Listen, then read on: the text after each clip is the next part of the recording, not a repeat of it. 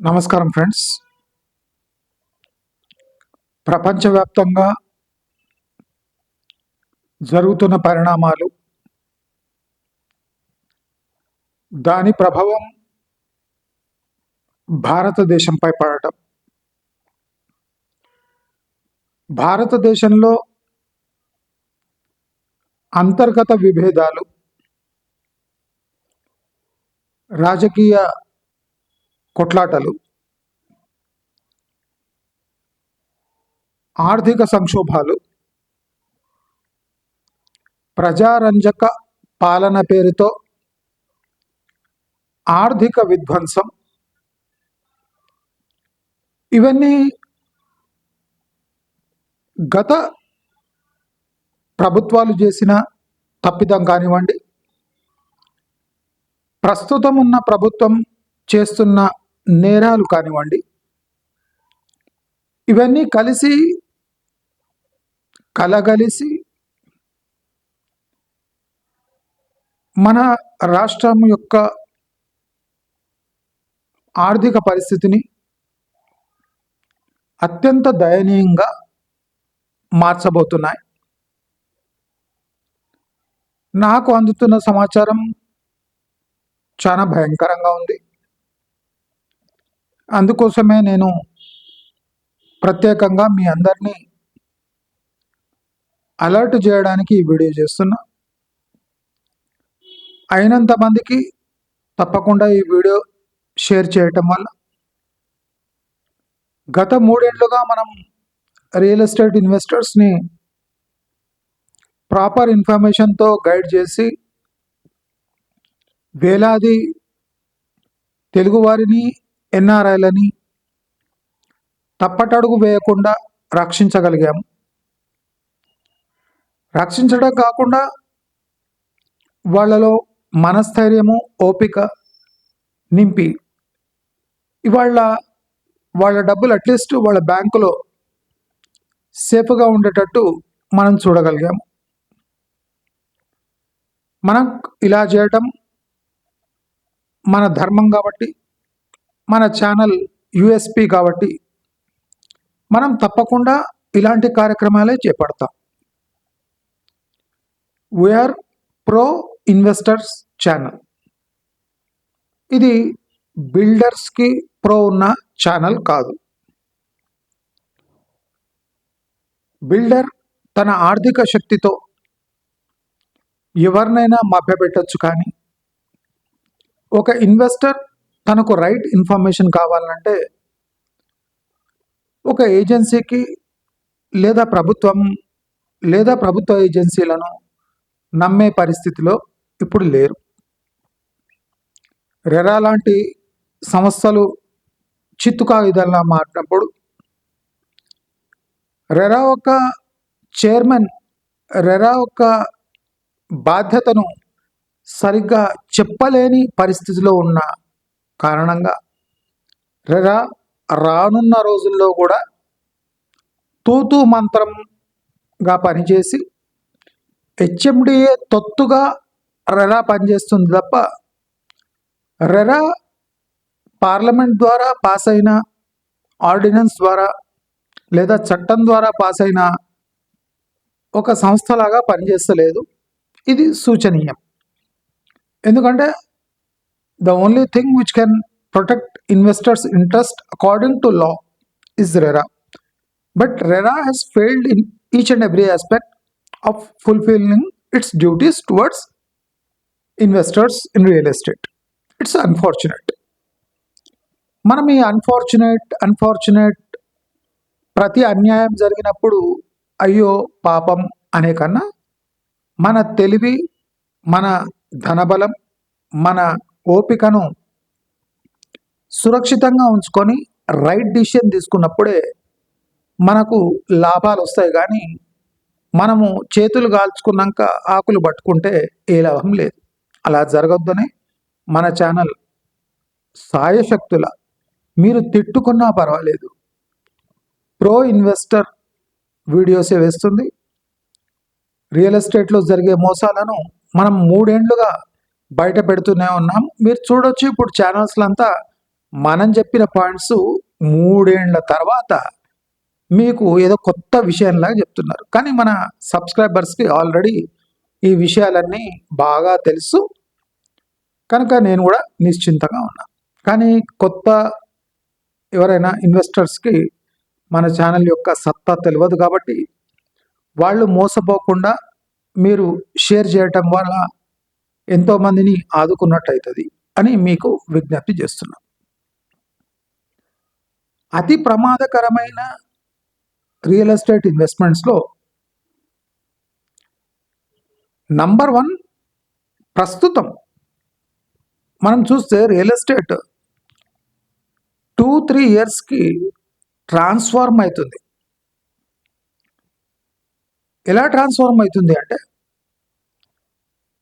రాజకీయంగా ఒక వ్యక్తి యొక్క ఆకాంక్షలను బట్టి రియల్ ఎస్టేట్ తన రంగు మార్చుకుంటూ ఉంది. ఇది ఒక రియల్ ఎస్టేట్ ఉండే పద్ధతిలో మోస్ట్ డేంజరస్ పద్ధతి. అంటే కొత్త పొలిటిషియన్, కొత్త ఆకాంక్షలు, కొత్త పద్ధతి,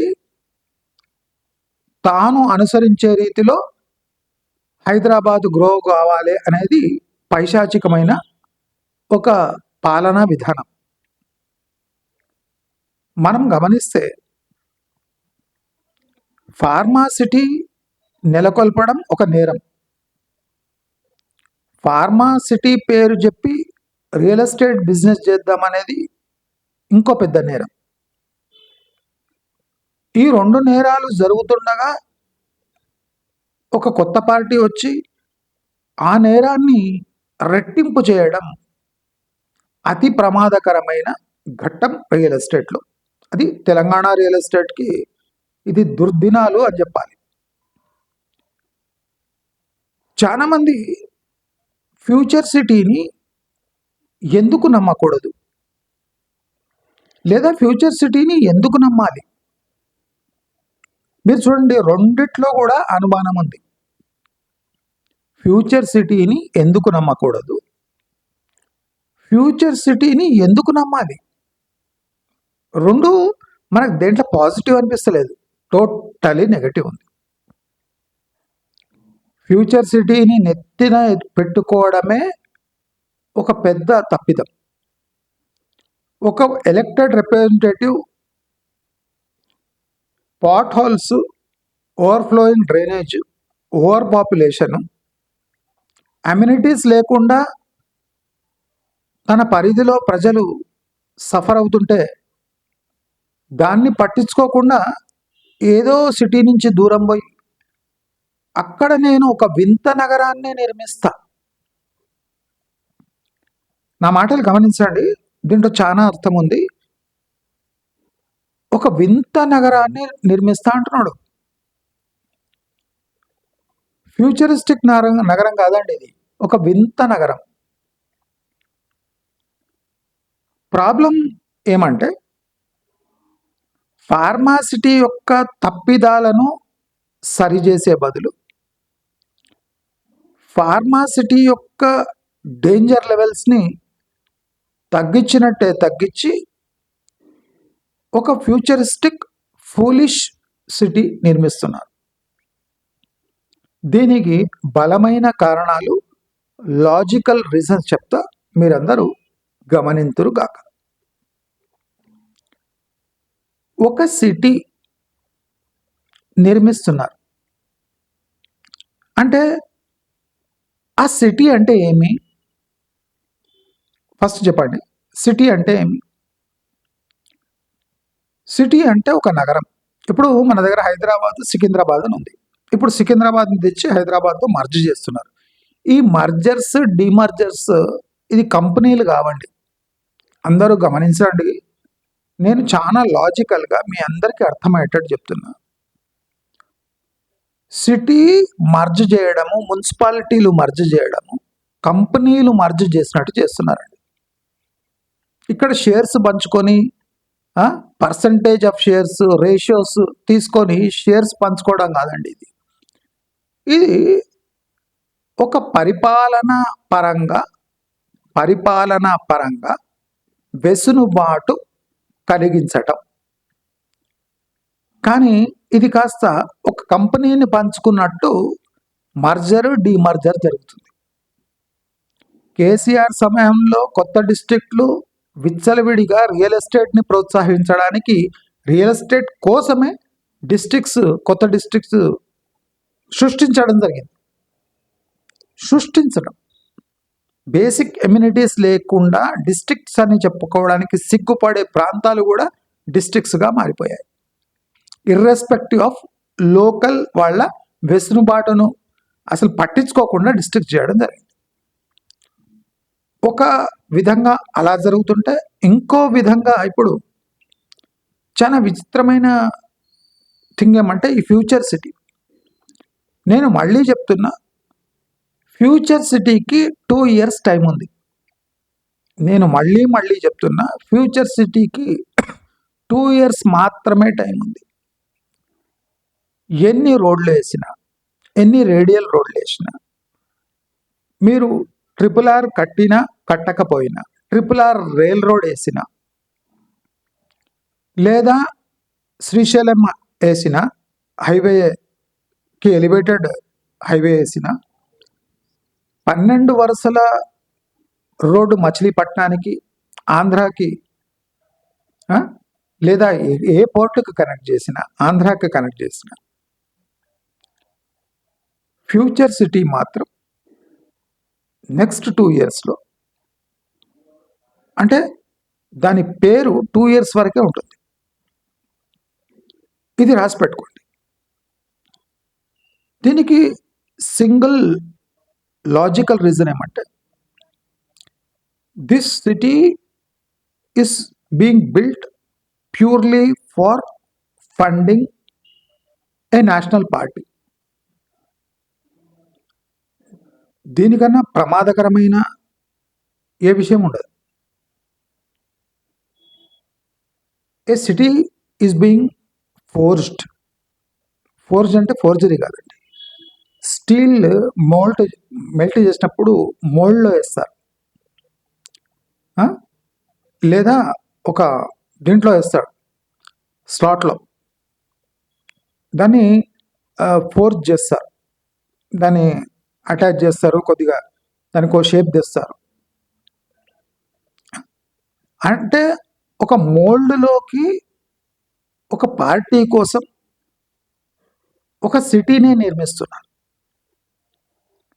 సరే, మనం చూసినాము ఫార్చ్యూన్ బటర్ఫ్లై సిటీ అని ఒక 20-25 years బ్యాక్ ఒక నగరంగా మేము చేస్తాం దీన్ని, రేపు రాబోయే నగరం ఈ ఫార్చ్యూన్ బటర్ఫ్లై సిటీ అని చెప్పారు. వేలాది ఎకరాలు. వాళ్ళు అనుకున్నట్టు ఆ ఫార్చ్యూన్ బటర్ఫ్లై సిటీ ఇప్పుడు కూడా ఖాళీగా పడుంది. అయితే ఇప్పుడు ఫార్చ్యూన్ బటర్ఫ్లై సిటీకి ఈ ఫ్యూచర్ సిటీకి డిఫరెన్స్ ఏముందంటే, fortune butterfly city was totally A private enterprise, but this future city is propelled by A government body. ఇది డిఫరెన్స్. అంటే దీనివల్ల అంటే డిఫరెన్స్ ఉంది కదా, హ్యూజ్ డిఫరెన్స్ ఉంది కదా. Fortune butterfly city private enterprise, వాళ్ళు ఎంత ప్రయత్నించినా ఆ భూమి యొక్క గుణగణాలను బట్టి అది డెవలప్ కాలేదు. అంటే ఫార్చ్యూన్ బటర్ఫ్లై సిటీ రియలిస్టిక్గా ఫెయిల్ అయింది. కానీ మీరు ఇప్పుడు ఈ ఫ్యూచర్ సిటీ చూడండి, ఫెయిల్ అయిపోయిన నగరాన్ని ఐసీయూలో పెట్టి ఇంకా 2 ఏళ్లలో ఈ ఐసీయూలో ఉన్న పేషెంట్ని అంటించే ప్రయత్నం జరుగుతుంది. ఫార్చ్యూన్ బటర్ఫ్లై సిటీ రియలిస్టిక్గా ఫెయిల్ అయిపోయింది. కానీ ఈ ఫెయిల్ అయిపోయిన నగరాన్ని వెల్డింగ్ చేసి, ఫోర్జింగ్ చేసి, దాన్ని అంటే ఒక షేప్లో తెచ్చి జనాలకు అంటించి పరారయ్యే ఫుల్ ప్లాన్స్ వేసుకున్నారు. నేను చాలా ఆలోచించి మాట్లాడుతున్నా. మీ అందరినీ కాపాడడానికి నేను ఈ సింగిల్ లైన్ స్టేట్మెంట్ ఇస్తున్నా. అందరూ జాగ్రత్తగా ఉండాలి. ఈ ఫ్యూచర్ సిటీ జన్మ అంటే అది పుట్టి దాదాపు 2.5 ఏళ్ళు అవుతుంది. కాంగ్రెస్ 3 అయితే ఇది 2.5 ఏళ్ళుగా ఇది రూపాంతరం చెందుతుంది. మీరు ఇమాజిన్ చేయండి, వెస్ట్ హైదరాబాద్ డెవలప్ కావడానికి దాదాపు 25-30 ఏళ్ళు పట్టింది. 25-30 ఏళ్ళు పట్టింది. అప్పుడు సాఫ్ట్వేర్ అంటే పీక్స్ అంటే స్టార్ట్ అయ్యి పీక్లో పోయే టైం అది. అంటే సాఫ్ట్వేర్తో పాటు ఒక గ్రోయింగ్ సెక్టర్, ఒక రైజింగ్ సెక్టర్తో పాటు వెస్ట్ హైదరాబాద్ డెవలప్ అయింది. అదే మీరు ఫ్యూచర్ సిటీ చూసుకుంటే సాఫ్ట్వేర్ అంటే అల్టిమేట్ డెప్స్కి పడిపోతుంటే, డిప్ అవుతుంటే, నాశనం అవుతుంటే అప్పుడు ఈ సిటీ అంటే పెరుగుతుంది. ఈ సిటీ పెరుగుతుంది. గమనించండి, చాలా డిఫరెన్స్ ఉంది దీంట్లో. ఈ డిఫరెన్స్ గమనించిందంటే అక్కడ ఎవరైనా అమ్ముతుంటే వాళ్ళకి క్వశ్చనే అండి. ఒక పురోగతి చెందుతున్న city along with software sector grow కావటం ఎలా ఉంటుంది, సాఫ్ట్వేర్ సెక్టర్ డిప్ అయ్యేటప్పుడు ఈ సిటీ గ్రోత్ గవర్నమెంట్ ద్వారా రెచ్చగొట్టి పెంచడం ఇది న్యాచురల్ ఆర్గానిక్ గ్రోత్ కాదు. ఇనార్గానిక్ అంటే టెస్ట్ ట్యూబ్ బేబీని ఎలా ఫోర్స్ఫుల్లీ జన్మనిస్తారు, అలాంటి ప్రాసెస్ ఇప్పుడు జరుగుతుంది. ద ప్రాబ్లం ఏమంటే test tube baby will not survive for more than 2 years now. అందరూ గమనించాలి. అసలు ఈ ఫ్యూచర్ సిటీలో డెవలప్మెంట్స్ దానికి financial logical reasoning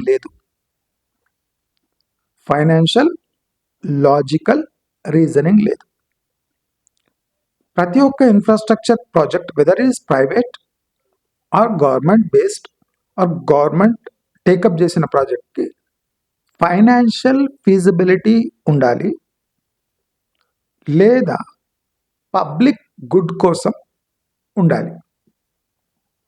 public good కోసం ఉండాలి అంటే పబ్లిక్ మంచి కోసం ఉండాలి. అంటే కొన్ని ఏళ్లుగా పబ్లిక్ ఒక రోడ్డు లేకుండా సఫర్ అవుతుంటే, ఒక బ్రిడ్జ్ లేకుండా సఫర్ అవుతుంటే, ఆ విలేజ్ డెవలప్ అయినా ఆ టౌన్ డెవలప్ అయినా సరైన రోడ్డు మార్గము లేకుంటే రోడ్డు వేస్తే అది పబ్లిక్ గుడ్ కోసం అంటారు. నేను క్లియర్గా మంచిగా నర్సరీ పిల్లలకి ఎక్స్ప్లెయిన్ చేస్తున్నాను, వినండి. అదే జనావాసాలు లేని చోట, కిలోమీటర్ పోయినా ఒక జనం కనిపించని చోట, ఒక విలేజే కనిపించని చోట మీరు రేడియల్ రోడ్ వేస్తా, 300 feet రోడ్ వేస్తా, 12 వరుసల రహదారి నేను ఫ్యూచర్ సిటీ నుంచి ఆంధ్రాకు తీసుకుపోతా, శ్రీశైలం అంటే అది పక్క రాష్ట్రం యొక్క ఆస్తిని డెవలప్ చేయడానికి నా ఖర్చులతో శ్రీశైలంకి రోడ్ వేస్తా, దాని పక్కనే నంద్యాలకు పోవడానికి ఒక హైవే నిర్మిస్తా, ఇక్కడి నుంచి మళ్ళీ నల్గొండ హైవే వస్తుంది. అంటే ఒకే ఏరియా నుంచి 4 రహదారులు పక్క రాష్ట్రాన్ని డెవలప్ చేయడానికి తెలంగాణ వాసుల ట్యాక్స్ డబ్బులతో దీన్ని డెవలప్ చేసేదానికి హక్కు ఎవడిచ్చాడు? ఫస్ట్ రైట్స్ మాట్లాడదాం. Next development, next political ambitions, next దీన్ని డెవలప్మెంట్ అంటారు కదా, అది పక్కన పెడదాం. హక్కు ఎవరిచ్చారు? ఫస్ట్ ట్యాక్స్ పేయర్ డబ్బులు ఎవరిది? తెలంగాణ ట్యాక్స్ పేయర్ది. తెలంగాణ ట్యాక్స్ పేయర్ డబ్బులు తీసుకొని పక్క ఆంధ్ర రాష్ట్రాన్ని డెవలప్ చేయడానికి మన డబ్బులతో రహదారులు వేసేదానికి హక్కు ఎవడిచ్చాడు? హక్కును పక్కకు పెడితే లాజిక్ చెప్పండి. లాజిక్ పక్కన పెడితే అంటే ఫైనాన్షియల్ ఫీజిబిలిటీ ఏముంది చెప్పండి. ఈ సన్నాసులకు ఫైనాన్షియల్ ఫీజిబిలిటీ ఎక్స్ప్లెయిన్ చేయడం కూడా రాదు. 12 వరుసల రహదారి ఎందుకు వేస్తున్నారు అంటే ఇక్కడ ఫార్మా యూనిట్స్ని డెవలప్ చేయడానికి అక్కడ 12 వరుసల రహదారి ఇస్తున్నట. మచిలీపట్నం పోర్టుకో కాకినాడకి వేస్తాడో ఎక్కడ వేస్తాడో అది ఎక్కడ పోతుందో లేదో మనకు కూడా తెలియదు, కానీ అది ప్రపోజల్. నేనేమంటా అంటే ఎవడైనా పిచ్చోడ్లాగా ఇక్కడి నుంచి 200-300 కిలోమీటర్లు పోయి అక్కడ పెట్టే బదులు అక్కడే ఫార్మా యూనిట్ పెడతారు కదా పోర్టు దగ్గర, అంతే కదా. 300 కిలోమీటర్లు ముదనష్టపు తెలంగాణ నుంచి కాకినాడ బందర్ పోర్టుకు పోయే బదులు అక్కడనే 1-2 కిలోమీటర్స్ రేంజ్లోనే ఫార్మా యూనిట్ తీస్తే ఇక్కడికి అక్కడికి ఏముంది? ఇక్కడ ఏమైనా మ్యాజిక్ జరగదా? ఇక్కడ నీళ్లు ఏమైనా వేరే ఉంటాయా? ఏ రాష్ట్రము ఫార్మా యూనిట్స్ని బల్క్గా పెట్టడం ఒప్పుకోదు.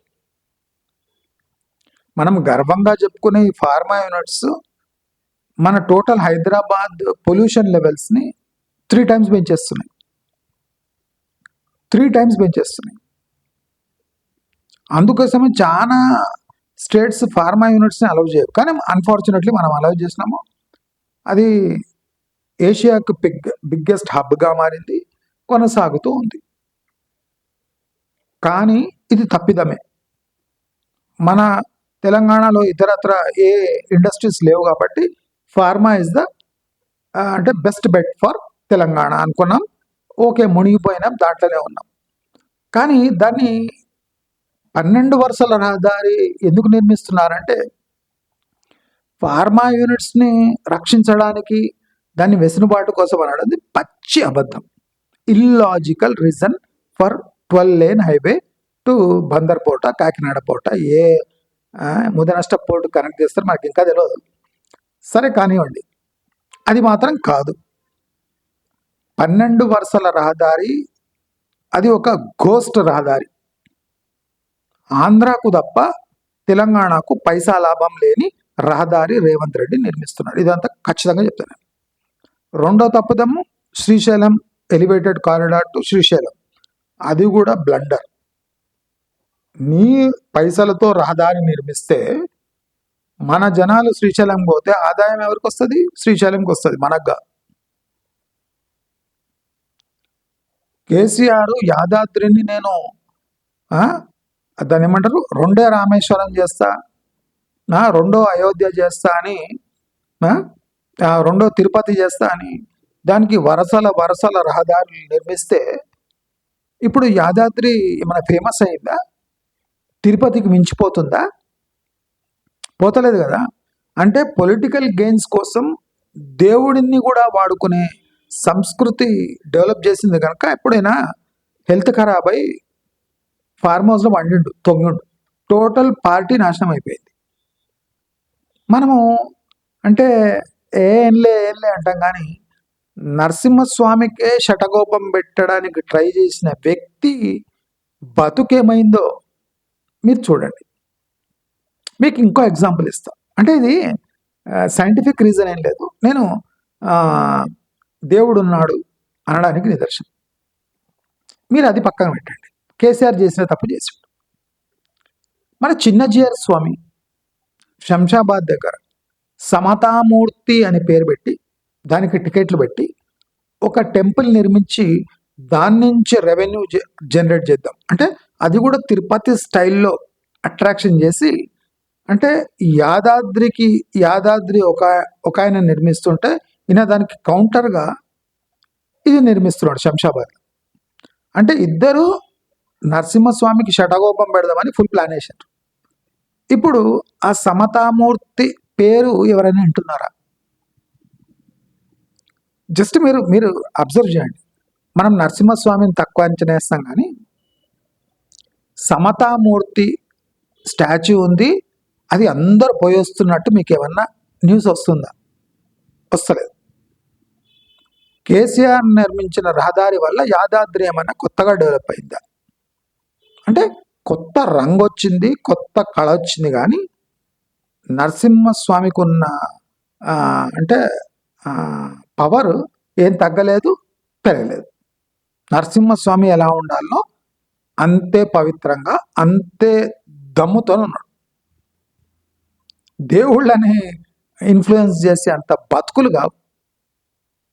ఒక చండీ హోమం చేసి ఒక ఇంకో 2 హోమాలు చేసి యాదాద్రి ఇనాగరేషన్కి వెళ్ళని వ్యక్తి అంటే ఎంత స్వార్థం చూడండి. దేవుడి దగ్గర స్వార్థాలు ఏముంటాయి? చంద్రబాబు నాయుడు పాలించే రాష్ట్రంలో తిరుపతికి వెళ్ళొస్తాం ఎలాంటి బేషిజాలు లేకుండా, వేరే పార్టీ అయినా పర్వాలేదు, ఎవరున్నా పర్వాలేదు. కానీ యాదాద్రికి మాత్రం ఇనాగరేషన్కి రాను అంటే ఇది రియల్ ఎస్టేట్ కోసం చేసిండు అని క్లియర్గా అర్థమవుతుంది. ఆ పాపాలు అంటే మూట కట్టుకున్నాడు కనుకనే వాళ్ళ ఫార్మ్ హౌస్లో వాడిండు. ఇది 100%.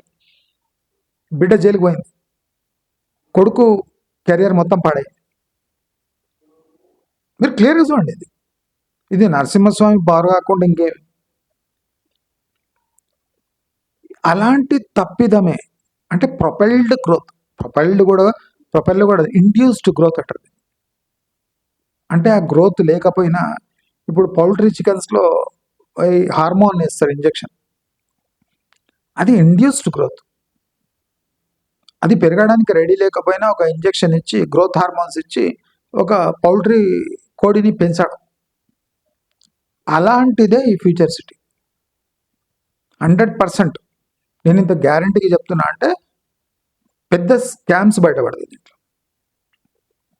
ఇప్పుడు అసలే పాపులేషన్ లేని చోట డిపిఆర్లు కూడా ప్రాపర్గా సెంట్రల్ గవర్నమెంట్ కూడా సబ్మిట్ చేయలేని దౌర్భాగ్య స్థితిలో ఉన్న ఒక ఏరియాని తన నెత్తినెత్తుకొని డెవలప్ ఎందుకు చేస్తున్నారు? ఇప్పుడు ప్రపంచంలో కేంబ్రిడ్జ్లో కూడా, ఈవెన్ అమెరికాలో కూడా మారుమ్రోగుతున్న విషయం ఏమంటే, అసలు ఈ దిక్కు దివాలా లేని చోట ఒక సిటీ నిర్మించడం ఒక దివాలా చేసిన స్టేట్కు అవసరమా? సింపుల్ కదా. మనం క్యాష్ రిచ్ స్టేట్ కాదు. దిక్కు దివాలా లేని చోట ప్రభుత్వం ప్రజా డబ్బులను యూజ్ చేసి ఆ సిటీ నిర్మించడం అవసరమా? రెండో ప్రశ్న ఏమంటే, హైదరాబాద్ అంత బ్రహ్మాండంగా నీట్గా అంటే ఏ డ్రైనేజ్ ప్రాబ్లం లేకుండా, అంటే రోడ్డు ప్రాబ్లం లేకుండా, ప్రజా రవాణా అంటే బేసిక్గా ఉండి New York style lifestyle lead చేస్తుండ్రా? అలాంటి పరిస్థితి హైదరాబాదుకు లేకపోతే మరి ఫ్యూచర్ సిటీ అంటే హైదరాబాద్కే మినిమం ఫెసిలిటీస్ లేనప్పుడు ఫ్యూచర్ సిటీ దిక్కు ఎందుకు ఈ గ్రోత్ జరుగుతుంది? లాజిక్ చెప్పండి అంటే లాజిక్ లేదు. అంటే cashless state which is paying every month 5,000 rupees, 5,000 crores as interest. అంటే you can imagine the state of affairs. అంటే వడ్డీలపై వడ్డీ, చక్రవడ్డీలు కట్టే స్టేట్ ఒక ఫ్యూచర్ సిటీని ఇన్ఫ్రాస్ట్రక్చర్ పరంగా ఎలా డెవలప్ చేస్తుంది?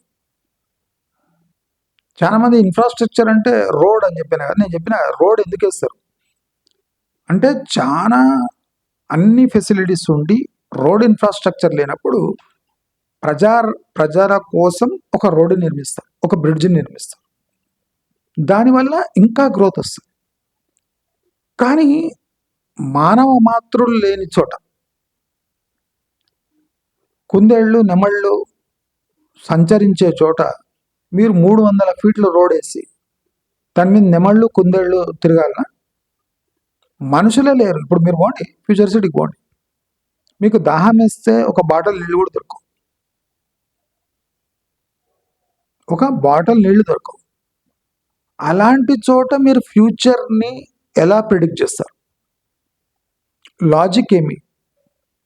మీరు చెప్పంగానే ఇక్కడ అంతా అయిపోతుంది. ఇప్పుడు ఏమన్నా అంటే FCDA భవనం అంటారు. ప్రజలు లేని చోట ఎంత పెద్ద భవనం కట్టినా పరిపాలించడానికి ప్రజలు లేనప్పుడు ఏం పరిపాలిస్తారు?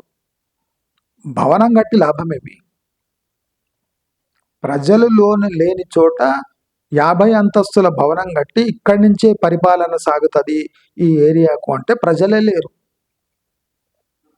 50 కాదు 100 అంతస్తుల భవనం కట్టినా అక్కడ ఒక రూము కట్టినా ఆ రూమ్ నుంచే పరిపాలన చేయొచ్చు. దానికి 100 అంతస్తుల భవనం అవసరం లేదు. జనాలే లేరు, పరిపాలన సాగుతుందట. జనాలే లేరు, కమిషనరేట్ అట. జనాలు ఉంటే సమస్య, సమస్య ఉంటే క్రైము, క్రైమ్ ఉంటే అక్కడ కమిషనరేట్. జనాలే లేరు, క్రైము అంతంత మాత్రంగానే ఉంది అంటే ఉండదు, దానికి కమిషనరేట్ ఎందుకు? అంటే ఫ్యూచర్ ప్రిడిక్ట్ చేసి ఒక కమిషనరేట్, ఒక ఎఫ్సిడిఏ భవనము, తలా తోకా లేని స్కిల్ యూనివర్సిటీ. కాంగ్రెస్ ప్రేరిత నీవు యూనివర్సిటీ తీసినావంటే రేపు బీఆర్ఎస్ బీజేపీ కలిసిన ఒక ప్రభుత్వం వస్తే ఆ స్కిల్ యూనివర్సిటీ సర్వైవ్ అవుతుందా? ఫస్ట్ పేరు మారుతుంది, 2 ఆ యూనివర్సిటీ యొక్క ప్రాముఖ్యత తగ్గించేస్తారు. ఎందుకంటే ఒక పార్టీ కోసం చేస్తున్న నిర్మాణాలు ఇవి. గమనించండి, ప్రజల కోసం. ఫర్ ఎగ్జాంపుల్, ప్రభుత్వము ఒక టాయిలెట్స్ నిర్మించింది అనుకోండి, ప్రజల కోసం టాయిలెట్స్. వచ్చిన గవర్నమెంట్ ఆ టాయిలెట్స్ను కూల్చేది. ప్రజల కోసం పెద్ద ట్యాంక్ కట్టింది అనుకోండి, నీళ్ళ ట్యాంక్. నెక్స్ట్ ప్రభుత్వము ట్యాంక్ కూల్చేది. ఇప్పుడు వేస్తున్న రోడ్లు కూడా కూల్చదు. కానీ మీరు ఒక బిల్డింగ్ ఒక పార్టీ పరంగా ఒక మనిషి యొక్క అంబిషన్ కోసం నిర్మిస్తున్నారు. ఇది హైదరాబాద్ వాళ్ళ కోసం. ఇప్పుడు చూడండి, Hyderabad is totally disconnected emotionally, technically, infrastructurally with future city. ఎందుకంటే హైదరాబాద్లో వెస్ట్ హైదరాబాద్ బిల్డర్స్ ఒక్కడు వచ్చి నేను ఇక్కడ కడతా బిల్డింగ్ అంటలేడు. ఎవడంటలేడు. ఇంకోటి చూడండి, ఫ్యూచర్ సిటీ డిజైన్ చేసే హక్కు ఎవరికి లేదు. డిజైన్ చేసే హక్కు, అలొకేట్ చేసే హక్కు ఎవరికి లేదు. చేసిండ్రు అంటే అది క్విట్ ప్రోకో.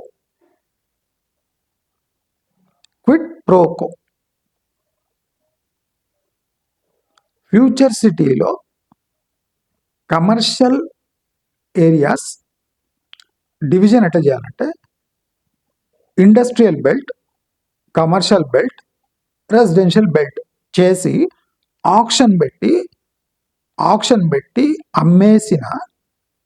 అమ్మేసిన ఇది తప్పు కాదు. కానీ వీళ్ళు ఏం చేస్తుండ్రు, ఫ్యూచర్ సిటీ పేరు చెప్పి భూములను పేద రైతుల దగ్గర లాక్కొని 5-10 లక్షలకు లాక్కొని అది వాళ్ళకి ఇష్టం వచ్చిన అంటే వాళ్లకు తోచిన జనాలకు ధారాదత్తం చేయడం, దీన్నే డెవలప్మెంట్ అనడం, అది పరమ మూర్ఖ పని. ఫర్ ఎగ్జాంపుల్, ఇప్పుడు అమెజాన్ డేటా సెంటర్కి కేసీఆర్ ఇచ్చాడు, ఎవడు దానికి తప్పవటలేదు. అమెజాన్ డేటా సెంటర్ ఆ టైంలో రావడము హైదరాబాద్కి వరం అనుకొని పెద్ద గ్రిడ్ వేసిన ఎవడు కిమ్మని. అదే ఇప్పుడు సల్మాన్ ఖాన్కి 500 ఎకరాలు ఇస్తే వాడు ఒక 500 గజాల స్టూడియో కట్టి మిగతా 50 ఎకరాలను వాడు వెంచర్ చేసుకుంటాడు. వాడు వెంచర్ చేసుకోవడానికి నీవు ఇవ్వడం ఏంది? ఇప్పుడు హైదరాబాద్లో బిల్డర్లు తక్కువ ఉన్నారా? 50 ఎకరాలు సల్మాన్ ఖాన్ కన్నా తాత వెంచర్ చేస్తారు. ముంబై నుంచి వాడొచ్చి ఇక్కడ వెంచర్ చేసుకోవడానికి 50 ఎకరాలు దానం చేస్తున్నారు. ఇది ఎంత క్రైమ్ జోన్ ఎట్లా జరుగుతుంది? భూములు ఇచ్చిన రైతులకు మీరు బ్రెయిన్ చూడండి, భూములు ఇచ్చిన రైతులు ఎక్కువ డబ్బులు అడగకుండా, అంటే ఆల్రెడీ కేసీఆర్ టైంలో భూములు ఇచ్చిన రైతులు ఇప్పుడు కొత్త సర్కార్ వచ్చినాక ఏం ల్యాండ్ రైట్స్ ఉన్నాయి అవి అడగకుండా వాళ్లకు 100 గజాలు 200 గజాల ప్లాట్లు చేసి అక్కడ ఇవ్వటం జరుగుతుంది. అంటే క్యాష్ కాంపోనెంట్ ప్రభుత్వం దగ్గర లేనప్పుడు దానికి కాంపన్సేట్ చేయడానికి వాళ్ళ ల్యాండ్నే డివైడ్ చేసి ప్లాట్ రకంగా నోళ్లు మూయించడానికి అది ఇవ్వడం జరుగుతుంది. అంటే దీంట్లో ఏదైనా లాజిక్ ఉందా? The final nail in the coffin is మన మెట్రో రైల్. మెట్రో రైల్ని అంటే తీసుకున్నారు అంటే దాని సమాధి తవ్వినట్టు. ఒక మెట్రో రైలు హైలీ ఎఫిషియంట్ ఒక కార్పొరేట్ గ్రూప్ నడిపిస్తే 6,000 crores లాస్లో పోయింది. ఇప్పుడు అదే మెట్రో రైలు ఒక ఇన్ఎఫిషియంట్ 2 ఏళ్లలో కూలబోయే గవర్నమెంట్ నడిపిస్తే ఎన్ని వేల కోట్ల లాస్ అవుతుంది. అది తెలిసినా ప్రభుత్వం ఎందుకు తీసుకుంటుందంటే మెట్రో ఫేజ్ 2 ఎల్ఎన్టీ చెయ్యను అని కళాఖండిగా చెప్పేసింది. ఎందుకంటే ఫేజ్ 1 నడిబొడ్డున సిటీ నడిబొడ్డున ఫేజ్ 1 ఉంటే దాంట్లో 6,000 కోట్ల లాస్ వస్తే ఇవైతే ఇంకా అన్ని శివారు ప్రాంతాలకు మెట్రో విస్తరణ, అణా పైసా డబ్బులు రావు. అందుకోసం ఎల్ఎన్టీ నేను చేయను అన్నది. అది చెయ్యను అంటే ఎల్ఎన్టీనే పీకేసి ఫేజ్ 1 వరకు ఎల్ఎన్టీని ఉంచుకోవచ్చు కదా, ఫేజ్ 2 నుంచి మీరు టేక్ ఓవర్ చేయండి. అలా చేయకుండా టోటల్ ఎల్ఎన్టీని రిప్లేస్ చేసేసి వాళ్ళకి ఇచ్చిన సిటీలో ఇచ్చిన భూములపై కన్నేసి ఆ భూములు లాక్కొని మెట్రోకి దిక్కు దివాలా లేకుండా ఒక థర్డ్ పార్టీకి ఇచ్చేసి metro day to day running ఇచ్చేసి ప్రాపర్ డిపిఆర్స్ లేకుండా ఫ్యూచర్ సిటీకి లేదా హయత్ నగర్కి లేదా ఇంకెక్కడికో ఎయిర్పోర్ట్కి అంటే వాళ్ళకి ఇష్టం వచ్చినట్టు పిల్లర్స్ కట్టి పర్ పిల్లర్ కమిషన్ 2 ఏళ్లలో కొట్టేయాలి వాళ్ళు. ఇప్పుడు టెండర్స్ విపరీతంగా ఫ్లోట్ అవుతుంది. వాళ్ళు ప్రతి ఒక్కరు టెండర్ ఫ్లోట్ చేస్తారు, దాన్ని ఆ టెండర్ ఇచ్చే దాంట్లో కమిషన్లు కొట్టడానికి ఫుల్ ఫ్లెడ్జ్ అంటే ఫ్యూచర్ సిటీ డిజైన్ చేసిందే దానికి. దాంట్లో ఆఖరి నేలేమంటే మెట్రో. పర్ పిల్లర్ కమిషన్ రావడానికి మీరు ఆ అంటే ఈ జనాలే లేరు అక్కడ, మెట్రో విస్తరించి ఏం చేస్తారు. హై పాపులేషన్ హై డెన్సిటీ ఉన్న పాపులేషన్ ఉన్న మెట్రోకి 6,000 కోట్ల లాస్ ఉంది. ప్రపంచంలో ఎవడు 7th క్లాస్ పిల్లగాడు కూడా చెప్తాడు. మరి అసలే ట్రాఫిక్ లేని ఫలక్నుమా అక్కడ ఎవరు టికెట్ తీసుకోడు.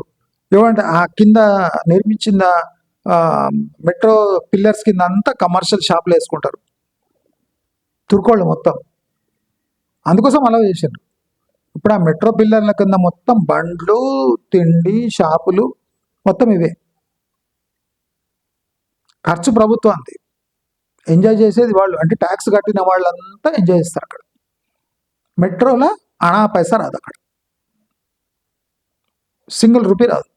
Old city metro. Future city మరీ ఘోరం, ఎక్కేటోడు దిగేటోడు ఉన్నాడు. అంటే ఇలాంటి దుర్మార్గమైన ప్లాన్లు వేసుకుంటూ కొంతమంది కార్లలో కూర్చొని ఫ్యూచర్ సిటీ అంటే కొంతమంది కడుపు వంట వాళ్ళను బూతులు తిట్టాలన్నది, కానీ నా సంస్కారం అడ్డం వస్తుంది. నీ సంస్కారం నీ దగ్గరనే పెట్టుకో. నీకు సంస్కారం ఉంటే ఫ్యూచర్ సిటీలో జరిగే అన్యాయాన్ని గుర్తించు. నీవు అమాయకుడివి అంటే నీవే అన్యాయం అయిపోయినావని గుర్తించు. అంతేగాని ఒక 15 ఏళ్ల ముందటి రేట్స్ ఇప్పుడు ఫ్యూచర్ సిటీలో 30,000 అంట. ఏందది? 4,000 ఎక్కడ కూడా దాటొద్దు. 3,000 to 4,000 దాటొద్దు ఫ్యూచర్ సిటీలో. ఫ్యూచర్ సిటీలో 3,000 to 4,000 దాటొద్దు. 30,000 ఏంది, 18,000 ఏంది, 20 అంటే 20 years ఫ్యూచరిస్టిక్ రేట్స్ ఇప్పుడే ప్రజలకు అంటించడానికి పూర్తి ప్రయత్నం జరుగుతుంది. నేను సింపుల్ వర్డ్స్ చెప్తున్నా మీకు, 2-3 ఎగ్జాంపుల్ చెప్తున్నా. ఈ ఫ్యూచర్ సిటీని ఎత్తేస్తారు, ఆఫ్టర్ 2 years ఎవ్వడు పట్టించుకోడు అనడానికి లాజిక్ ఉంది, పొలిటికల్ రీజన్స్ ఉన్నాయి, ఫైనాన్షియల్ రీజన్స్ అయితే గట్టిగా ఉన్నాయి. దయచేసి ఎవ్వరు ఫ్యూచర్ సిటీలో ఫ్యూచరిస్టిక్ ప్రైజెస్ తీసుకోకండి. 2,000 to 4,000 రూపీస్ పర్ యార్డ్ వస్తుంటే ఇన్వెస్ట్ చేయండి. వాడు ఇవ్వడు, మీరు చేయకండి.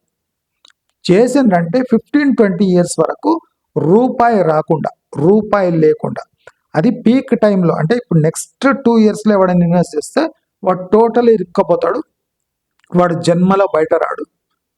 ఈ సిటీ ఎట్లా చెప్తున్నారు కదా, దాంట్లో అంటే 5% జరిగితే చాలా గ్రేట్. అంటే ప్రభుత్వం అనుకొని ఎఫ్సిడిఏ భవనాలు, కమిషనరేట్లు, ఇంకేమన్నా కట్టేది ఉంటే కట్టుకొని ప్రాబ్లం ఏం లేదు. కానీ ప్రజలు వచ్చి దీన్ని నమ్మి ఇక్కడుండి ఇక్కడ ఇండస్ట్రీస్ పెట్టడం అంటే అనుమానం కాదు, అసాధ్యం. Nobody is ready to invest in at present in that area.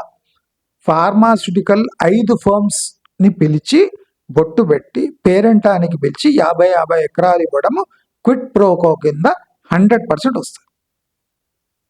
అంటే బొట్టు పెట్టి 50 ఎకరాలు ఇస్తుంటే ఎవడనే వస్తాడు. ఏ చిల్లర ఫార్మాస్యూటికల్ కంపెనీ అయినా నీకు 10 ఎకరాలు ఇస్తారా బాబు అంటే వచ్చి కూర్చుంటుంది. అది ఇన్వెస్ట్మెంట్ కాదు, అది లాలూచీ పడడం అంటారు. గమనించండి, అది ఇన్వెస్ట్మెంట్ కాదు, లాలూచీ పడడం. సల్మాన్ ఖాన్కి ఇచ్చిన 50 ఎకరాలు కూడా లాలూచీ పడడం. ప్రభుత్వం కేటాయించిన 200 ఎకరాల ఏఐ ఇప్పుడు ఏ కంపెనీకి ఇస్తారు చూడండి. ఏఐ కోసం 200 ఎకరాలు కేటాయించారు కదా, ఇప్పుడు ఏ కంపెనీకి ఇస్తే అక్కడ పోయి ఏ కంపెనీలు స్థాపిస్తాయి మీరే చూడండి. అంటే మీ కళ్ళతో చూడండి మీరు. అంటే ఒక ఫ్యూచర్ సిటీ అంటే ఒక మహత్తర బ్రహ్మాండమైన సిటీ నిర్మిస్తాం. ఇంకోటి ఈ నెట్ జీరో సిటీ అట, ఇది పచ్చి అబద్ధం. డీజిల్ వెహికల్స్ అంటే డీజిల్ వెహికల్స్, పెట్రోల్ వెహికల్స్ లేకుండా ఓన్లీ ఎలక్ట్రికల్ వెహికల్స్ తిరగాలి అనేది అసాధ్యం, దుర్మార్గం. ఇది అవినీతికి పరాకాష్ట. నెట్ జీరో చచ్చినా కాదు ఫ్యూచర్ సిటీ. నెట్ జీరో అంటే దాని మీనింగ్ తెలియదు. చీఫ్ మినిస్టర్కి నెట్ జీరో అనే దానికి మీనింగ్ తెలియదు. డీజిల్, పెట్రోల్ వెహికల్స్ తిరుగుతుంటే నెట్ జీరో ఎట్లయితే? డ్రైనేజ్ వాటర్ రీసైక్లింగ్ ప్లాన్ లేకుండా ఒక సిటీనే ప్లాన్ చేస్తున్నారంటే అది ఎలా ఉంటుంది? డ్రింకింగ్ వాటర్ లేదు. మీరు ఇమాజిన్ చేయండి, STP water Nagole to future సిటీకి తీసుకుపోతారట. ఎస్టీపీ వాటర్ అంటే అంటే ఎక్కడ కమిషన్ కొట్టాలనో అక్కడ కొట్టడానికి ఎస్టీపీ వాటర్ ఎవడన్నా నాగోల్ టు ఫ్యూచర్ సిటీ తీసుకుపోతాడు. ఎస్టీపీ వాటర్ పోనీ గోదావరి, కృష్ణా నీళ్ళని తీసుకుపోంటే అయిపోతుండే. ఎస్టీపీ వాటర్ని డబ్బు సేవ్ చేసుకోవాలని ఎస్టీపీ వాటర్ నాగోల్ టు, మీరే ఇమాజిన్ చేయండి. అంటే ఎంత ఇల్లాజికల్, ఎంత దుర్మార్గమైన థింగ్స్ జరుగుతున్నాయి. అంటే ఇప్పుడు కేసీఆర్ గ్రేటా అంటే కానే కాదు. కేసీఆర్ ఇంకా ప్రమాదమైన సిటీ తయారు చేసే పనులు ఉండే. అది కాకుండా పేరు ఫార్మా సిటీ, దాన్ని ఒక రియల్ ఎస్టేట్ వెంచర్గా చేసి అమ్ముకునే బ్రహ్మాండమైన ప్లాన్ కేసీఆర్ ఇస్తే అది గుర్తుపట్టి దీన్ని ఫ్యూచర్ సిటీగా మార్చిన గనులు వీళ్ళు. కానీ ఆ ఘనత కూడా ఇప్పుడు ఈ దుర్మార్గాలతో మొత్తం నాశనం అయ్యేటట్టు. మీరు చూడండి, ఫ్యూచర్ సిటీ ఒక చోట డిజైన్ అవుతుంటే జిఎంఆర్ వాడు లేచాడు. జిఎంఆర్ లేచి నేను ఏరో సిటీ ఇప్పుడు డెవలప్ చేస్తా అంటాడు. అంటే ఈ ఫ్యూచర్ సిటీకి వచ్చిన డిమాండ్ కాస్త ఏరో సిటీకి డైవర్ట్ చేయడానికి ఓ ప్రైవేట్ ప్లేయర్ ఆల్రెడీ స్కెచ్ చేసేసి. అంటే బిల్డర్స్, డెవలపర్స్ మీరు చెప్పిన ప్లాన్ని అగ్రీ కాకుండా వాళ్ళ సొంత స్కెచ్లు వేసుకుంటున్నారు. ఇది ఫ్యూచర్ సిటీకి అతి ప్రమాదకరమైన విషయం. అందరూ గమనించాలి. పండ్లు కొరకటం, కోపం రావటం, శివాలు ఎత్తి ఊగిపోవటం కాదు. వేల మంది, లక్షల మందికి మీరు చేస్తున్న అన్యాయం అంతా ఇంత కాదు. ఒక ఆపర్చునిటీ పేరు చెప్పి ఒక స్క్రీన్ మీద ఒక ఫిలిం వేసినట్టు వేసి, ఒక డిజిటల్ స్క్రీన్ మీద అందమైన బొమ్మలు గీసి వీళ్ళని ఇన్వెస్ట్ చేపేయడం పరమ దుర్మార్గం. దీనికన్నా పాపం ఇంకోటి లేదు. ఇది కానీయం అని కూడా స్పష్టంగా తెలియజేసుకుంటూ అందరూ అప్రమత్తంగా ఉండాలి. ఈ జోకును జోక్గానే తీసుకొని నవ్వుకోవాలి, కానీ సీరియస్ అయిపోయి ఇక్కడ ఇన్వెస్ట్ చేస్తే 15-20 ఏళ్ల వరకు కన్నీరు తప్ప ఏం మిగలదు అని అందరికీ సూచిస్తూ నమస్కారం.